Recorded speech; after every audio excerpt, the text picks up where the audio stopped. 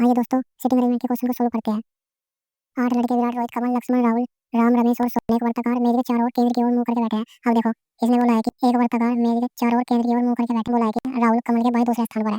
तो कौन है कमल के बाएं दूसरे स्थान पर? कौन है? राहुल। फिर हम आगे पढ़ेंगे। अब देखो, इसने बोला है कमल विराट के बाएं तीसरे स्थान पर है।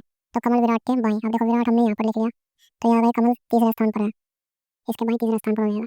फिर लक्ष्मण नाम, अब देखो राम का यहाँ पर कोई जिक्र नहीं है ना लक्ष्मण का, तो ये वाली लाइन को हम बाद में पढ़ेंगे। अब हमने आगे वाली लाइन को पढ़ेगा। देखो रोहित कमल के दाएं दूसरे स्थान पर है, जो रोहित हो कमल के दाएं, तो कमल का दाएं दूसरे स्थान पर, रोहित यहाँ पर आ जाएगा।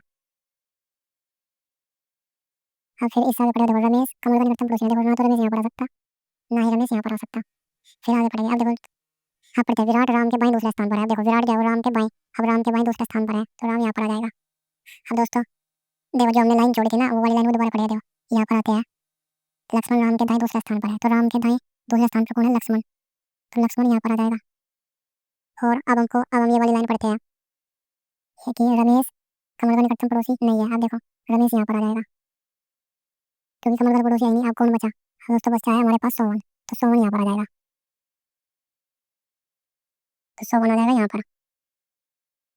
अब इसने क्या पूछा है? देखो सोहन के दाएं दूसरा कौन है? अब देखो ये सोहन है, तो सोहन के दाएं दूसरा कौन है? विराट। तो हमारा आंसर ये वाला सही हो जाएगा। दोस्तों अगर आपको ये क्वेश्चन समझ में आया तो प्लीज़ हमारे चैनल को सब्सक्राइब जरूर करना।